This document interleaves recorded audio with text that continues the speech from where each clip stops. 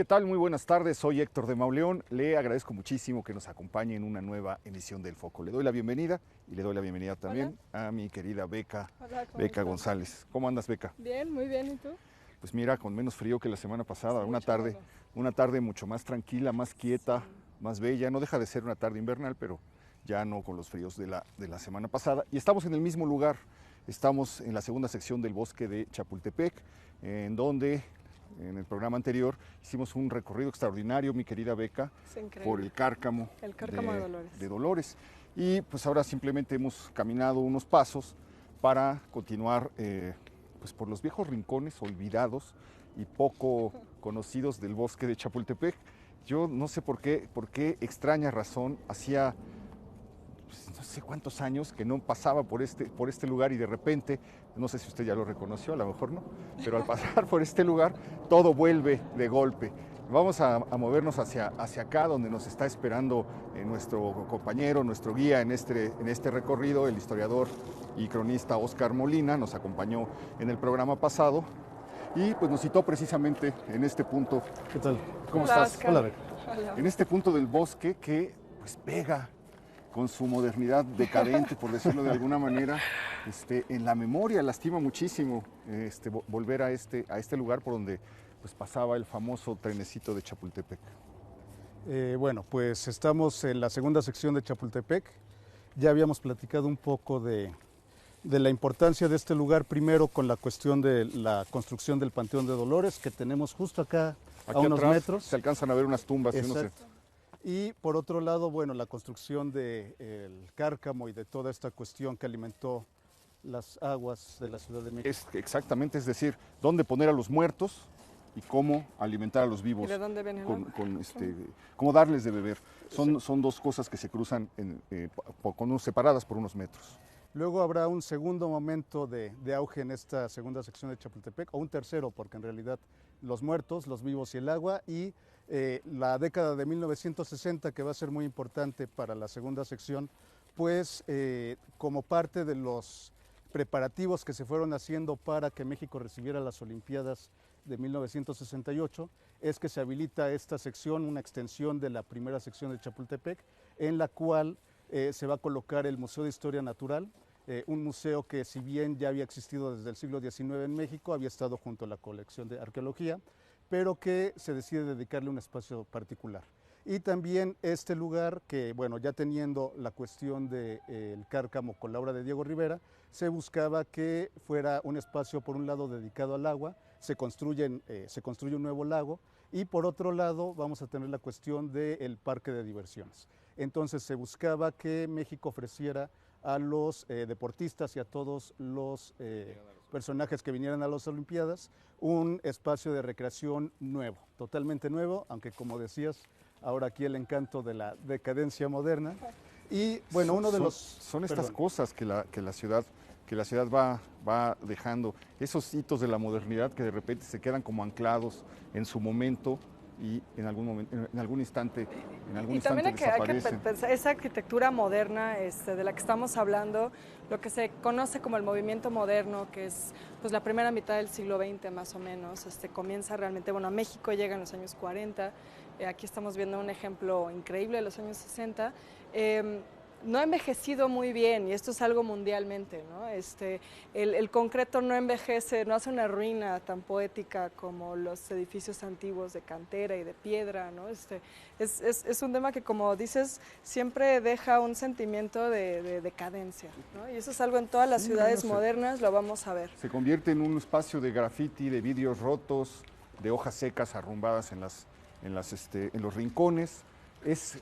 ¿Me equivoco? Esta es la estación en donde Tintán y Silvia Pinal se van al final de El Rey del Barrio, cuando ya después de ser ladrones fracasados se vuelve bueno y ya se consigue trabajo como maquinista, y bueno, pues creo que Martínez Solares coloca la cámara en el puentecito arriba del puente y se les ve pasar pues a Ramón Valdés, a todos los personajes, a Marcelo, a todos los personajes de la película, y hacen la despedida en este lugar. Entiendo que el tren es reemplazado en 1958, es decir, en la época que se filma la película, El Rey del Barrio es del 50, 51, 49, 50, 51, por ahí. Funcionaba un tren tenía determinado tiempo. En 1958 se reemplaza por el que mi generación conocía ya como el trenecito de Chapultepec, y en el que pues era un paseo inevitable de las familias de clase media de los domingos, venir a este lugar, subirse, esperar a que llegara el tren. Había esto para que se hiciera aquí la cola. Aquí estamos viendo cómo los acomodaban. Lograbas acomodarte, arrancaba el tren y nos comentaban por ahí, cuando pasaba por los túneles la gente comenzaba a aullar, y eso era el emblema del gozo dominical en ese mundo que ya desapareció, que se ha ido un poco con todo esto. Entonces aparece la montaña rusa, es decir, los juegos mecánicos, Sí, la el feria. trenecito de Chapultepec, un par de museos. El museo principal, bueno, finalmente va a ser el de Historia Natural, y por otro lado el que se conocía como el Museo de Electricidad, de la Comisión de Luz y Fuerza, y bueno, luego transformado en el Museo Tecnológico de Electricidad. Y se crea el segundo lago, el lago artificial. Todo esto es un periodo que va en 1964, durante el gobierno pues, de López Mateos, de cara Sí. a los Juegos Olímpicos. Y bueno, hay que decir que fue una época en la que Chapultepec se convirtió como en el centro cultural de la ciudad, ¿no? Porque no solo es el Museo de Historia Natural, sino antropología, el Museo de Arte Moderno, el Museo del Caracol, es un poquito antes, pero incluso es un año muy importante para México en términos arquitectónicos, urbanísticos. También es cuando se hace la ampliación de Paseo de la Reforma hacia se está el norte. desarrollando el periférico, se está desarrollando el viaducto. Se inaugura también la unidad habitacional Nonualco Tlatelolco en ese año, la uh-huh. torre de la Secretaría de Relaciones Exteriores. O sea, es un año en el que realmente México llega a la modernidad, ¿no? Sí, finalmente México tenía que mostrar la cara vanguardista de cara a las Olimpiadas tal cual. Ahorita lo que comentabas con respecto al tren, si recuerdan, la vez anterior comentábamos esta situación de que el Panteón tenía que estar conectado a la Ciudad de México. Esta primera vía, la que hablabas de la década de los 50, bueno, viene de mucho antes. Es la que llevaba A la puerta 6 del cementerio. La que está aquí enfrente. Exacto, que era la puerta donde llegaban las personas de la clase más baja a visitar a sus Pues es muertos. totalmente revelador lo que acabas de contar. Platicamos en el programa pasado que para que les pudieran dar la concesión a la familia Galloso para hacer el Panteón de Dolores, que fueron los que lo fraccionaron, se les impuso, o ellos ofrecieron que iban a hacer un tren, porque estaba lejísimos de la ciudad, que iban a montar un pequeño tren que pudiera traer a las personas que quisieran venir a visitar a sus muertos desde, pues, digamos, desde algún punto de la Ciudad de México hasta este lugar, y se tendieron unas vías. Lo que nos estás diciendo es que precisamente esta era la estación del tranvía. Era una de las dos, porque una corría por la calle de Madereros, por Constituyentes, y de hecho llegaba enfrente de la entrada del Panteón de Dolores. Esta es la puerta 6, que como les decía era la de sexta clase. Entonces tenemos una bifurcación de la antigua vía. Se va a aprovechar precisamente para crear la conexión entre primera sección y segunda sección de Chapultepec. Completamente interesante, porque uno de los servicios funerarios que ofrece Galloso a finales del siglo XIX y principios del siglo XX es precisamente un pequeño tranvía donde podías traer donde podías subir al féretro o a los dolientes y llevarlos hacia el lugar donde iba a ser inhumado alguna persona. Así que estamos en un lugar que en muchos sentidos, a pesar de su abandono, tiene una carga histórica pues, muy interesante. Pues es muy revelador lo que nos acabas de comentar. Vamos a caminar hacia el Museo de Historia Natural, ¿te parece? Sí, nada más antes quisiera que viéramos este mural que, bueno, está combinado con graffiti, un mural del año 99. 99-2000, cuando se trata nuevamente de reactivar un poco esta zona. Lo cierto es que la segunda sección siempre ha tenido ese problema del aislamiento con el resto de las vías de comunicación. Claro, pues no tienes metro, no tienes, no hay transporte masivo. Sí. Exacto. Y bueno, aquí la obra que está inspirada en parte de obras francesas, ahí vemos detalles de Chagall y demás, y también detalles mexicanos. Entonces queda como ese segundo momento de revitalización de esta zona que, bueno, esperamos que en algún momento se vuelva a rescatar, ¿no? Sí. Exacto. Y esas frases, qué misteriosas pueden ser de repente. Cuenta uno, Leo, te amo. Historias ahí que quedaron de alguna manera, que forman parte de estos espacios. Bueno, vamos a caminar hacia el Museo de Historia Natural.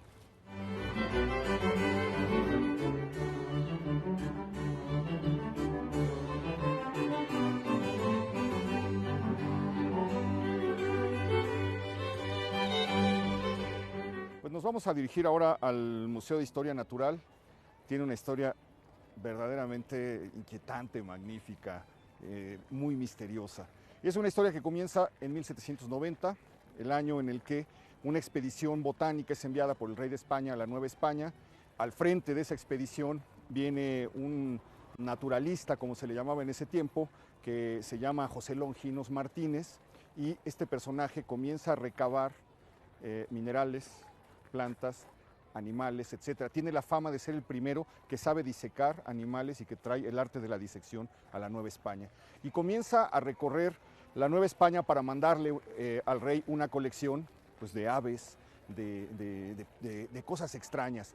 Hay que recordar que en ese tiempo estaba de moda lo que se llamaba el Gabinete de Curiosidades o el Cuarto de las Maravillas, que es una cosa muy antigua, pero que alcanza su momento de esplendor en la era de los descubrimientos y de las navegaciones.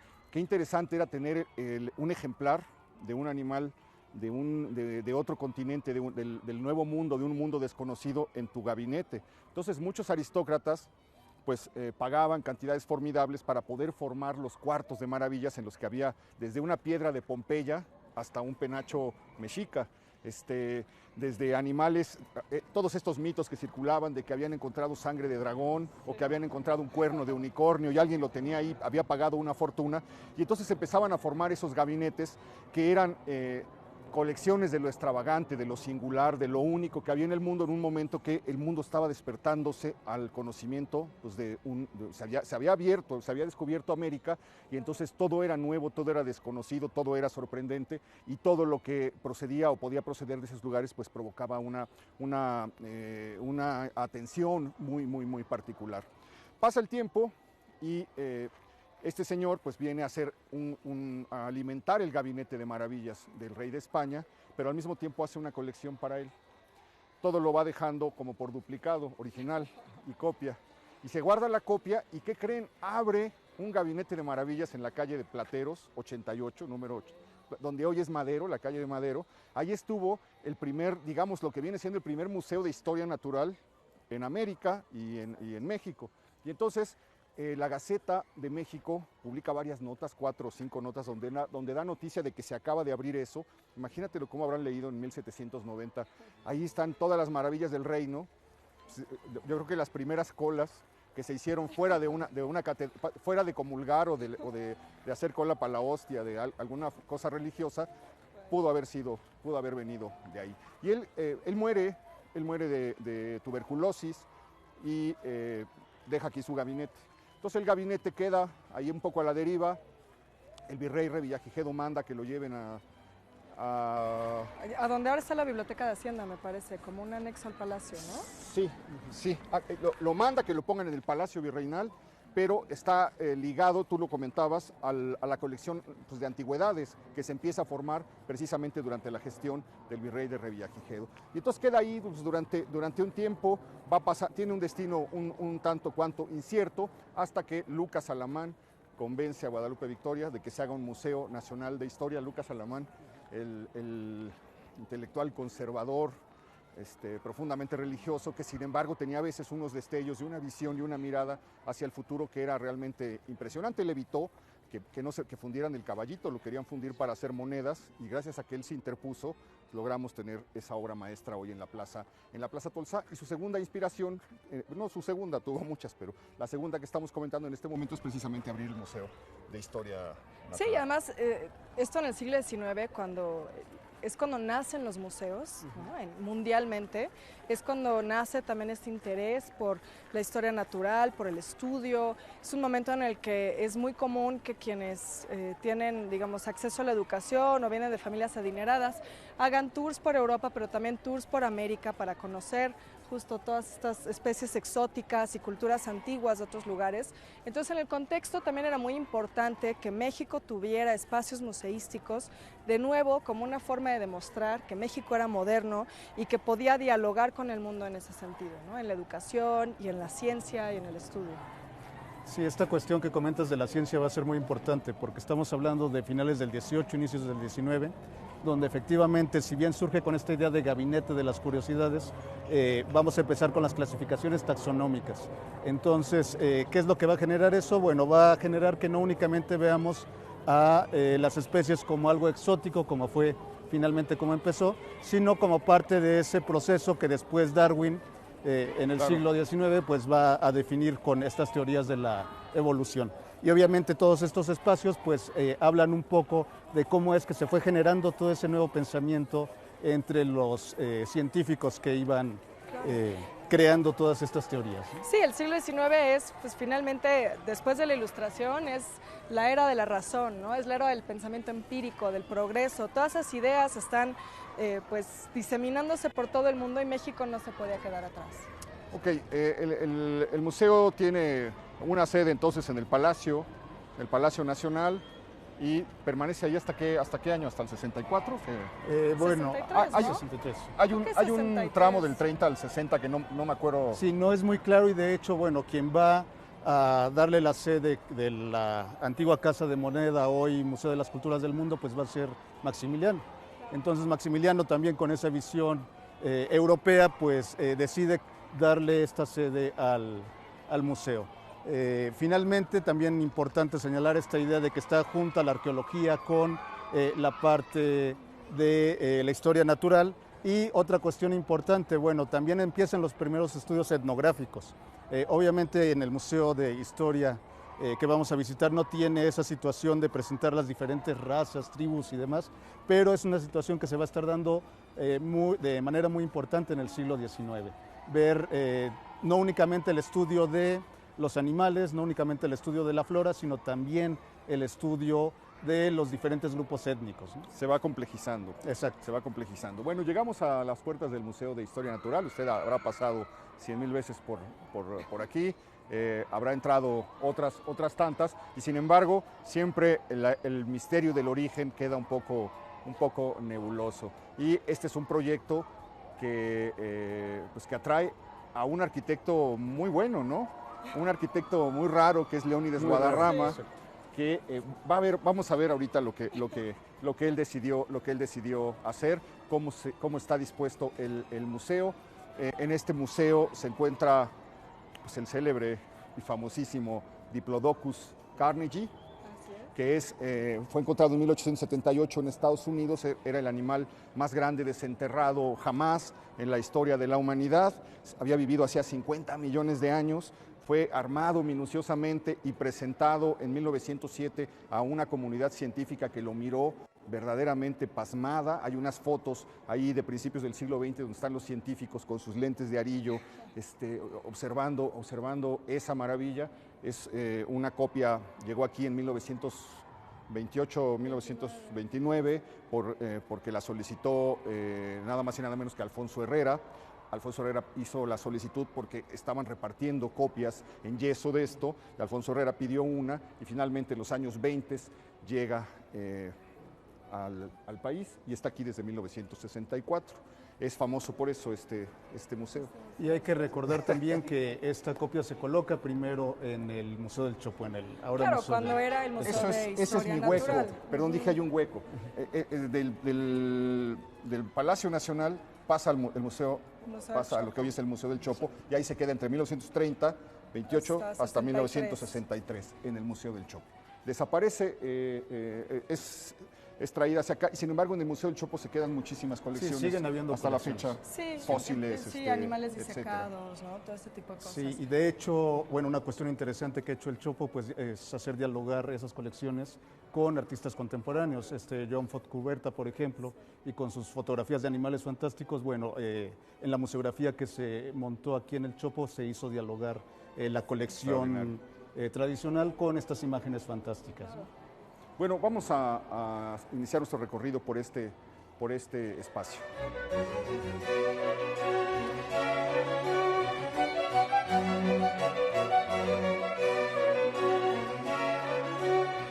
Bueno, pues le damos la bienvenida y les queremos presentar al señor Alejandro Camarena, su director de Servicios Educativos del Museo. Hola, ¿qué tal? Mucho gusto. Hola, mucho gusto. ¿Qué tal? ¿Qué tal?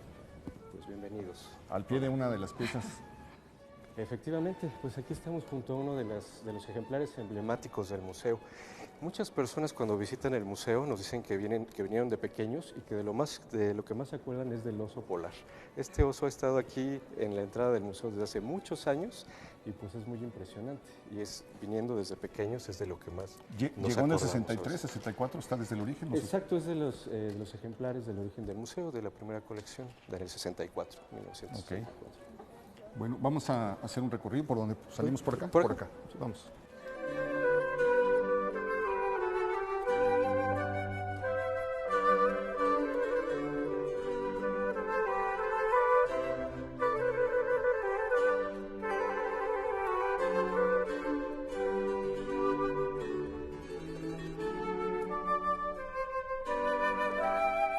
Muy bien, pues aquí entramos ya en lo que es la plaza principal, la plaza central del Museo de Historia Natural, que está envuelta por las 9 bóvedas, 9 completas. La 10ª es una bóveda incompleta con ventanales, que es una de las cuestiones también más representativas del museo, la arquitectura de bóvedas. ¿Por qué no nos hablas un poco del autor de este proyecto? Claro, el arquitecto fue Leónides Guadarrama. Esta es quizás su obra arquitectónica principal. Tenemos entendido que el museo está pensado así en 9 bóvedas y una 10ª media bóveda, por 2 razones. La primera, para resguardar de la mejor manera la colección. Recordemos que antes el Museo de Historia Natural, el Museo Nacional de Historia Natural, estaba en el Palacio de Cristal, en el Chopo. Y ese fue uno de los principales elementos por lo que la colección biológica se deterioró. La luz daña obviamente la colección biológica, entonces la forma de las bóvedas garantizaba que no, pues que ahora ese factor no dañara la colección, ¿no? Eso por un lado. Y por otro lado, bueno, tenemos la entrada que es esta media bóveda y después vienen 2 bóvedas, luego un área de 4 bóvedas y otra de 3 bóvedas. Un poquito era también para representar la bipartición celular, ¿no? Que es una de las características de la vida, ¿no? Y bueno, pues es un museo que va a hablar principalmente del origen y del desarrollo de la vida en el planeta. Ya, ok. A grandes rasgos, vamos a dirigirnos hacia una sala en específica, pero a grandes rasgos, ¿de cuántas salas consta? ¿Cómo está dividido? ¿Cómo está armado? Claro. Bueno, el Museo de Historia Natural lo que pretende es eso, contar la historia del origen y la evolución del universo y origen y evolución de la Tierra y de la vida. Entonces comenzamos por la sala del universo, donde precisamente ahí podemos encontrar el origen y la evolución pues, del universo y de nuestro sistema solar.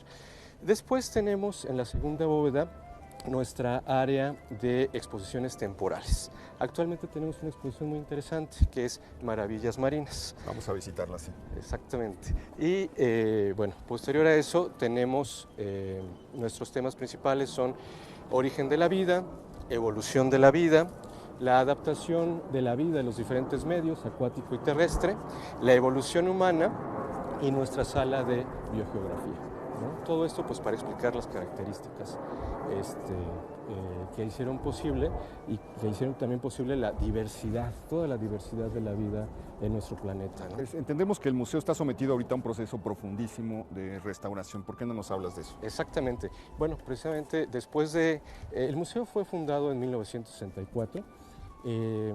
Décadas después, pues ya necesitaba actualizar contenidos y actualizar instalaciones. Ahora, afortunadamente, estamos en este proceso de renovación del museo. Vamos a comenzar con el conjunto de 4 bóvedas, en donde tenemos evolución de la vida y biodiversidad. Esta renovación pues, es posible después de prácticamente 20 años o más que ya era necesaria y ya dentro de muy poco vamos a tener abiertas estas salas con contenidos renovados. Esto es muy importante para nosotros porque somos visitados principalmente por niños, por escuelas y bueno, también por familias y por personas de todas las edades, pero al final de cuentas por personas que buscan conocimiento acerca de la ciencia natural. Entonces actualizar contenidos pues es fundamental para nosotros. Ahora, dentro de esta restauración que han hecho, también me parece que han recuperado los colores originales de la arquitectura, ¿no? También se Así hizo un estaban trabajo para que las bóvedas estuvieran en el color en el que Guadarrama los pensó, ¿no? Exactamente, exactamente. Este es parte del proyecto de Leónidas Guadarrama, basado en la paleta de colores de Matías Geritz. Entonces se recupera los colores originales, que pues es icónico para la ciudad. Sí, de hecho ahora que mencionas la influencia de Matías Geritz, pues no solo lo vemos en los colores, ¿no? Matías Geritz hablaba de la arquitectura emocional, todo su, digamos, su rollo era la arquitectura emocional. Y justo lo que vemos es esto, ¿no? Son espacios que parecen como esculturas penetrables, como esculturas que uno puede transitar y habitar y que apelan a los sentidos, esa arquitectura que te hace sentir algo conforme la vas recorriendo. Y eso es muy evidente en el trabajo de esta arquitectura, ¿no? Efectivamente. Oye, además los colores te devuelven a un momento a un momento cultural y social Claro. de México que es muy fuerte. Es el momento de las torres de satélite, es el tipo Sí. de colores que vamos a encontrar en esos espacios, en ciertas películas del cine mexicano, Sí. de la era de los jóvenes, Totalmente. de José Agustín o de José Alonso, como que el telón de fondo cromático de ese momento es precisamente esto. Sí, también porque es una época en la que están experimentando mucho con la geometría en el arte, con lo que llamaban el op art, el arte óptico. Entonces, justo hacer estos juegos de color era muy importante también para mostrar como un nuevo arte, un arte experimental, moderno, todo eso era muy importante. Y no hay que olvidar que estos museos de los que hemos hablado del año 64 también tenían esa función de mostrar lo mejor de la arquitectura mexicana, ¿no? El Museo de Antropología lo hace Pedro Ramírez Vázquez, el de Arte Moderno también, o sea, es esta idea de realmente como levantarnos el cuello y mostrarle al mundo lo increíble que puede ser la arquitectura mexicana. Pues qué interesante recorrido, Alejandro. Mil gracias por acompañarnos hasta la contrario, entrada muchas de gracias. Maravillas Marinas. Vamos a darnos una vuelta por aquí. Te agradezco mucho. Al contrario, muchas Muchísimas gracias. Gracias. Mucho gusto. Mucho gusto, que lo disfruten mucho. ¿Entramos?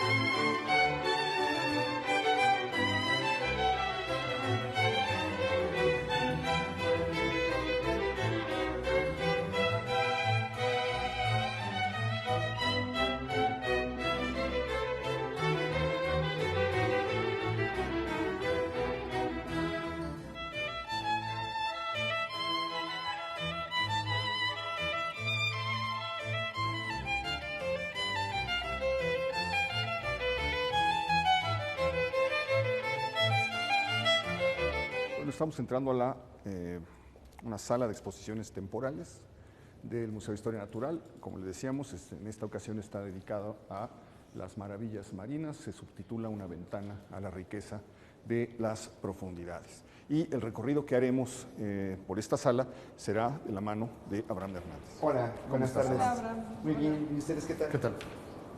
Bienvenidos. Muchas gracias. Muchas gracias. Cuéntanos. Bueno, esta sala tiene la temática de explorar el mar conforme nos vamos sumergiendo en profundidad. Entonces la sala se divide en tres zonas principales: la superficie, lo que hay en medio y en el fondo.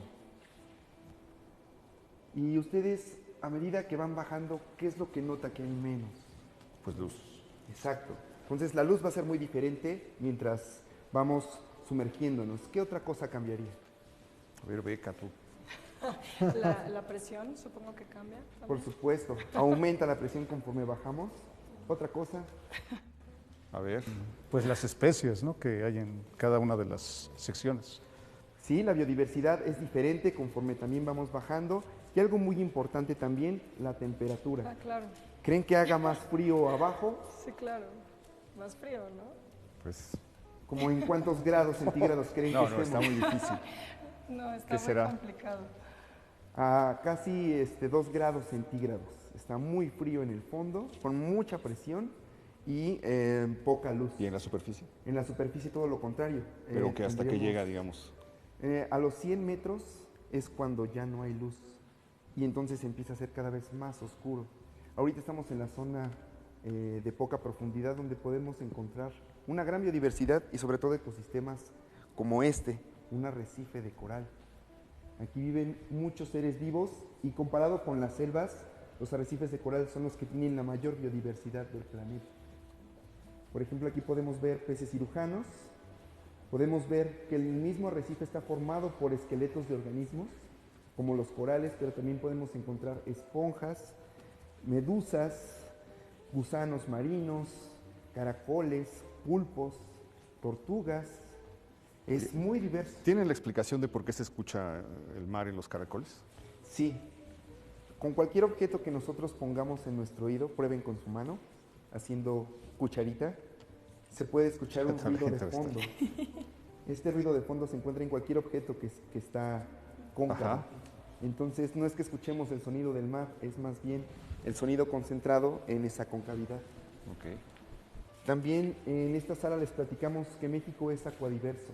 Al estar rodeado de 2 océanos, tenemos mucha biodiversidad en cualquiera de los dos y sobre todo especies endémicas como la vaquita marina, actualmente en peligro de extinción. Y esta es la historia del buceo. Está ¿no? padrísimo. Lo que nos están mostrando. Sí, da como la sensación de estar viendo una película No, de ciencia de Julio ficción, Verne, ¿no? Aquí estamos ya en el mundo de Julio Verne, ¿no? Totalmente. Exactamente. Bueno, antes los equipos eran muy pesados. Tenemos un casco que funcionaba por medio de una manguera y se tenía que bombear aire desde la superficie para poder abastecer al buzo. ¿Esto es que 1865? Es correcto. Okay. Está entre esos años. Pero ya la tecnología actual nos brinda un traje más hidrodinámico, es más liviano e incluso tenemos capacidad de iluminarnos en el fondo. Sí, ¿Y sí, como es cuánto impresionante. pesaba, por ejemplo, mencionas que eran muy pesados, ¿no? ¿Tienen una idea de cuánto pesaba ya el equipo completo con, como digamos, estas especies de botas de plomo y el casco y todo? Aproximadamente llevaba 70 kilos. Wow. No se siente Pues en ve el las agua, botas. pero en Sí, no, tierra, es que es impresionante Wow. verlos, sí. Todo esto es original, ¿verdad? Sí. Sí, varias instituciones. ¿Esto lo donó entre la ellas, Sedena? La Secretaría de Marina Marina. estuvo participando en algunas piezas. También instituciones como la UNAM y la UAM forman parte de esta exposición en cuanto a piezas y a contenido fotográfico. Y la parte de los animales y de las piezas disecadas supongo que son del museo, ¿no? Algunos son del museo, otros son préstamos de estas instituciones. La UNAM, sobre todo, que se dedica a investigación submarina. Tenemos de este lado un barco, el Puma, que es un barco que se dedica a la oceanografía aquí en México. Ah, ok. Oye, aquí estoy viendo que es una representación de un gabinete de Sí. curiosidades. Es correcto. Hemos hablado de esto al principio antes de entrar al museo y está padre con poderlo compartir. Aquí dice que es una litografía del siglo XVIII, donde se ve una idea de cómo eran en ese tiempo, ya de la Ilustración, precisamente los gabinetes, todos repletos Bueno, de en cosas. realidad al recorrer la exposición hay que decir que también da como una sensación de estar recorriendo una Un especie de gabinete. gabinete, ¿no? Con todas las conchas, por ejemplo, que veíamos al principio, los corales, a todos estos especímenes hubieran estado en un gabinete. Pues mira, como mira, se Beca, original. veamos lo que tenemos aquí. ¿Qué es esto? Esta es una pieza emblemática del museo. Es un tipo de molusco llamado argonauta. Qué maravilla. De todos los moluscos que existen, un grupo llamado cefalópodos, los pulpos y calamares, son animales con pies de tentáculos. Este en especial es capaz de producir una concha con la misma textura del papel, solo las hembras lo producen para ahí criar a sus pequeños. Los machos son de este tamaño y este es el tamaño a escala natural. Ok, estoy viendo que esto se llama calamar de Humboldt. Ajá. ¿Por qué? ¿Lo describe el varón? Así es. Muchos de los animales llevan el nombre de sus descubridores, tanto el nombre común como su nombre científico. Por ejemplo, el dinosaurio que mencionabas, famoso dinosaurio que no hemos visto, que es Carnegie, ¿no? Sí, En porque, ese caso, por porque el que financió es la el magnate que da... expedición, ¿no? Así es. Estos ejemplares también pertenecen a nuestra colección biológica. Este es un primo de los tiburones y de las rayas. Se le conoce como quimera Qué maravilla. o pez ratón pez elefante o tiburón fantasma. Y es un pez que vive a bajas profundidades. Tiburón, fantasma o quimera, cualquiera de las dos. Son como de Verne, te lo juro. Sí, sí, son como A ver, ¿qué bestias tenemos aquí? fantásticas, ¿no? Un cangrejo ermitaño. ¿Por qué se llama así? Los cangrejos ermitaños tienen en la parte de arriba, la parte anterior, un esqueleto muy calcificado. Sin embargo, el resto de su cuerpo se encuentra muy frágil, muy débil. Entonces ellos tienen que buscar refugio en conchas. Conforme van creciendo, van cambiando de conchas. Entonces por eso se dice que van siendo ermitaños. Se refugian ahí. Se refugian dentro de ella con sus patas y sus pinzas. Muy bien. ¿Y esto? Es una escultura de un pulpo. En esta parte tocamos el tema de los monstruos mitológicos. En época de los gabinetes de curiosidades se tenían colecciones, pero no se sabía qué se tenía, no había una clasificación como tal. Por lo tanto, surgieron varios mitos y leyendas, como de pulpos gigantes, serpientes marinas enormes, monstruos marinos que con tentáculos de serpiente hundían navíos en tan solo unos minutos y solo los supervivientes de aquel naufragio pues llegaban a contar y a relatar a sus Bueno, y esto lo representaban amigos. en los mapas, ¿no? A veces cuando uno ve los mapas antiguos, se alcanza a ver a veces en zonas de mar abierto unos tentáculos que salen, ¿no? Una especie de serpiente ahí. Entre Que a las saber de olas. dónde salían esas relaciones, venían de la fantasía de los marinos, Sí, ¿no? totalmente. La marihuana fue popularizada en todo el mundo por los marinos, los que iban en el galeón de Manila y que hacían el viaje de Asia y la Nueva España hasta Acapulco, fueron los que la trajeron a México. Y decían que para poder para paliar lo aburrido y lo duro, el calor y todo esto, les ayudaba muchísimo ir fumando esa hierba. No sé por qué la asocié con las visiones de los monstruos marinos, Puede ser, porque no ¿no? tiene nada que ver, Digo, no porque sé. no provoca delirios ni También nada de esto, pero supersticiones, ¿no? Y hay que pensar también la oscuridad. Ahora nosotros muchas veces no podemos ni ver las estrellas porque hay luz que emana de las ciudades, ¿no? Pero en ese momento no había absolutamente nada de luz. Tampoco los barcos tenían luz propia, ¿no? Más que velas. Entonces salir en la noche No, a pues la era una cubierta cascarita. y ver todo totalmente oscuro debió de haber sido una experiencia. una realmente cascarita de fuerte, nuez ¿no? en medio Sí. del océano. Aquí estamos viendo restos de ballena. Una ballena gris. En el fondo marino existen diferentes ecosistemas. Uno de ellos es el cementerio de ballenas, donde cadáveres de estos animales gigantescos se hunden y sirven como comida de muchos otros organismos que pueden haber sido incluso salidos de una película de terror. Los animales que están viendo en el frasco se conocen como peces bruja. Y ese nombre no lo llevan en balde. Tienen un cuerpo alargado en forma de serpiente. Carecen de ojos. Cerca de la boca tienen tentáculos para rastrear químicamente el olor de la carne descompuesta. Su boca siempre está abierta, no la pueden abrir ni cerrar, ya que carecen de mandíbula.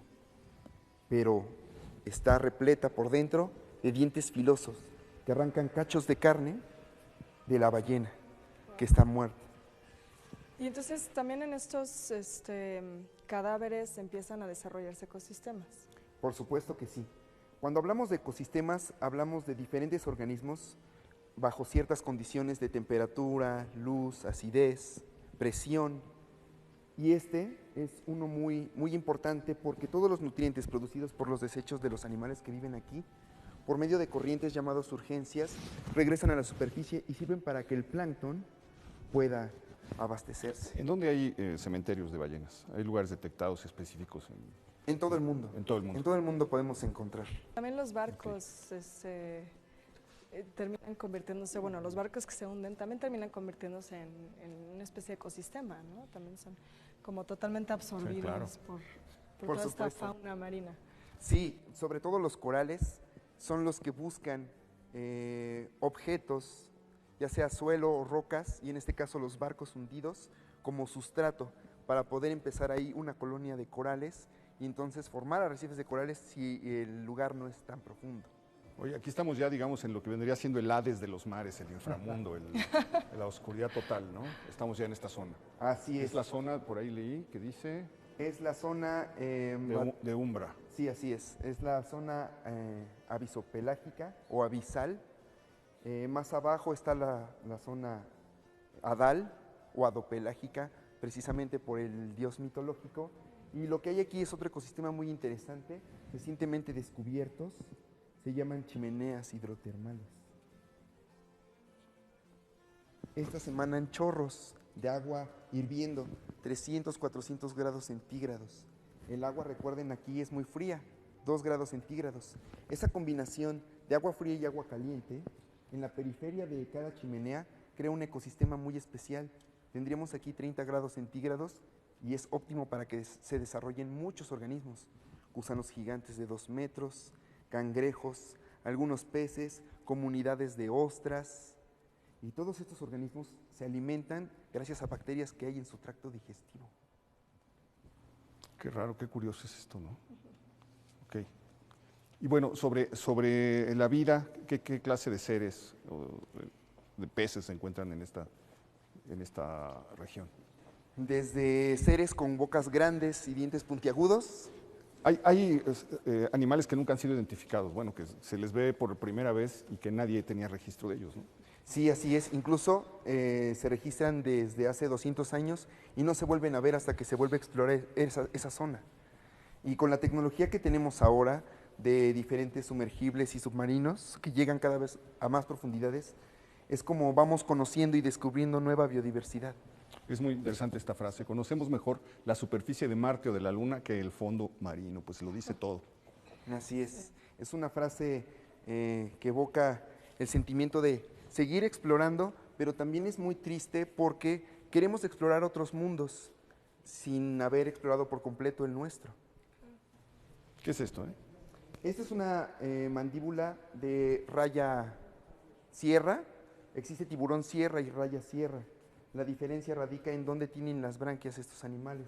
Los tiburones tienen las branquias por donde respiran el oxígeno del agua a los lados de la cabeza, mientras que las rayas por debajo.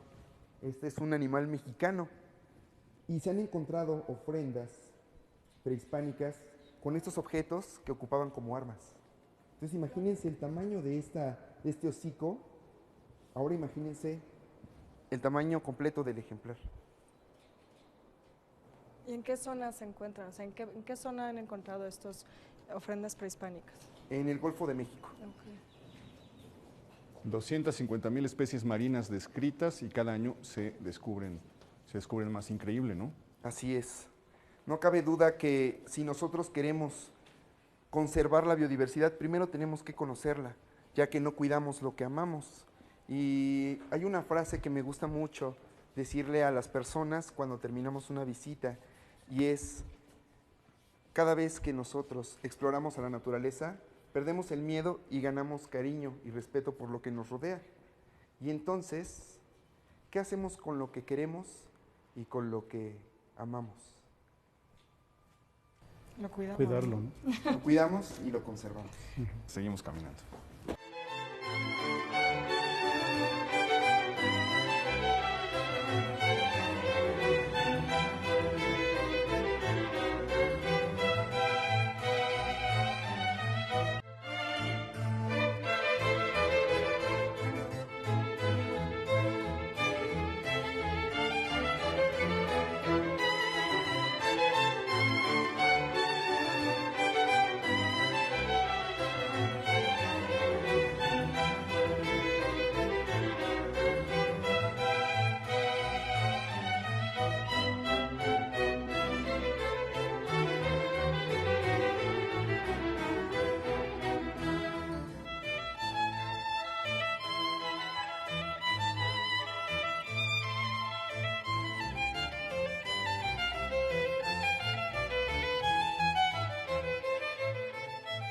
Estamos entrando a la primera sala, titulada El Universo. Sí.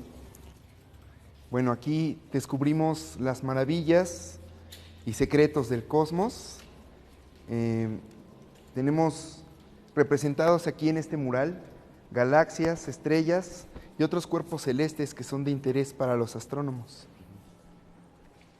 Esto de la filatelia es muy interesante, ¿no? Es cómo se ha representado la conquista del espacio a través del tiempo, y cómo pues también después de la de la Segunda Guerra Mundial, en la Guerra Fría, Se el destapa todo, espacio se ¿verdad? convierte Claro.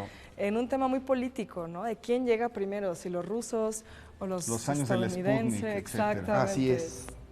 Y cómo esta se convierte como en la edad atómica, ¿no? Esta imaginería del espacio, de los cohetes, lo vemos en cómics, en películas, o sea, realmente es como una época. Ahorita hablábamos también de cómo en Tlatelolco había juegos en forma de cohetes espaciales. Empieza a haber una fascinación por el espacio y por todo ese mundo, ¿no? De la Lo exploración. sorprendente es que no se reduce solamente a las dos potencias en pugna, sino es la representación en todos los países, bueno, en diversos países, no solamente está Sí, la URSS, sino está Mongolia. Mongolia, están aquí muchísimos países, cómo estaban representando esto, y tienes toda la razón, mira, nada más, es más cerca del cómic que de la, Sí, que de la totalmente. realidad, ¿no? Qué maravilla. Claro. Sí, Ok. sí. Bueno, se excedía mucho la realidad de la Claro. fantasía. Sin embargo, pues ahora ya no estamos tan lejos de ello.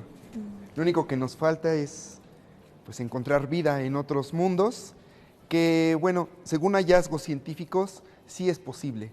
Sí es posible la existencia de vida en lugares distintos de nuestra Tierra. Un ejemplo serían 2 lunas de nuestros planetas favoritos, los señores de los anillos, Saturno y Urano. Júpiter también. Y restos de bacterias, ¿no? Como pequeñas Como marcas, ¿no? fosilizadas, de sí, microorganismos exacto. que han aparecido ya. Una por ahí. pregunta con respecto a esta representación del mundo, que finalmente es un mundo muy redondo y perfecto y que sabemos que no es así, ¿no? No sé hasta qué punto la museografía se ha adaptado a esta situación de la representación real del mundo y no la representación ideal que tenemos aquí. Bueno, en este caso sí es una esfera totalmente. Se habla de una forma geoide en el caso de la Tierra, ya que pues está más achatada de los polos que el Ecuador. Este antes era funcional. Se le apretaba un botón y el planeta rotaba. Incluso tiene cierta inclinación. ¿Está desde el los éxito. 60 esto? Sí. Ya. Sí, es un mecanismo fantástico que lamentablemente está... Es que en los 60 el mundo era redondo. Era redondo, exacto. Sí, Y lo eso que fuera de comentaban también bueno, ahorita que venimos del área de los océanos y del fondo del mar y después la situación del universo, los dos espacios que siempre se han querido explorar, ¿no? Y que en las primeras películas del siglo XX, estas películas mudas, tenemos esta idea del viaje a la luna por un lado Sí. y por otro lado la exploración de los mares, ¿no? Sí, sí, totalmente. Pues como el de Julio Verne, ¿no? Es como todo este imaginario de las profundidades y una de las primeras películas de la historia es, sí, efectivamente, Viaje a la Luna. Que bueno, es como totalmente surrealista y no es como un viaje a la Luna, digamos que sí pueda ser A una luna realizado. a una luna de pastel. Sí, sí, sí. O de queso. etcétera, etcétera. De queso, exactamente. Oye, ¿tienen una parte sobre el origen del universo? ¿Eso Sí. aparece aquí? Sí, al inicio de la sala contamos con esa teoría científica sobre el Big Bang y se da la explicación también de cómo a partir de esa materia que se forma del universo se empiezan a formar las estrellas y alrededor de ellas los planetas y sus respectivos satélites formando sistemas planetarios como el nuestro. Esto mantiene, digamos, el discurso museográfico que estaba cuando se abrió desde los 60, el museo, no ha más o menos estuvo planteado y trazado así desde el principio o ha cambiado. Sí, ha estado planteado de esa forma, sin embargo, pues los descubrimientos van avanzando y entonces ya tenemos incluso a Plutón que ya no es planeta. En el año 2006, al ver que desobedecía la regla de los planetas como invadir los caminos u órbitas de otros, el tamaño, el ángulo de traslación alrededor del Sol, bueno, pues se le clasifica ahora como planetoide junto con otros cuerpos celestes parecidos a él. Entonces va cambiando conforme Conforme vamos los descubrimientos, avanzando. ¿no? Sí, Así es. la misma llegada a la Luna, ¿no? El museo que es del 64 y aquí algunas imágenes de Claro. la Fue llegada en el posterior, ¿no? 69. ¿no? Sí. 69. Esta es una pequeña parte, es una exposición temporal sobre eclipses. Celebrando el eclipse del año pasado, esta exposición se inauguró y sirve también como eje temático para noches de museos de observación astronómica. El 31 de enero tuvimos una en la que se habló especialmente del evento de luna azul, superluna y el eclipse lunar que ocurrió. Entonces tuvimos una demanda tan sorprendente que no nos dábamos abasto esa noche. Oye, veo aquí algo, ¿es que es una representación de un eclipse en una estela maya o qué es esto? Sí. En un códice. Es un códice. El códice Dresde.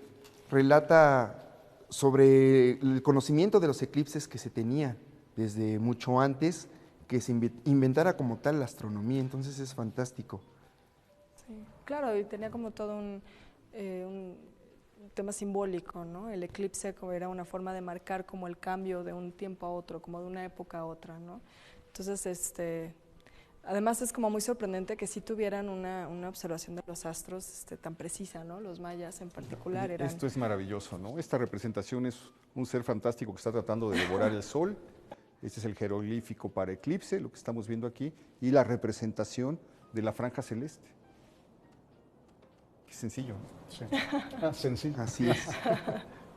Una comprensión tan sencilla, pero que no difiere mucho de lo que sabemos acerca de los eclipses.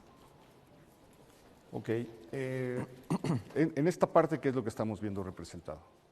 Bueno, esta es una línea del tiempo en la cual nos relata cómo el fenómeno de cambio climático es un fenómeno natural que ha ocurrido desde que el planeta se formó hace 4.600 millones de años y ha pasado por calentamientos globales y glaciaciones.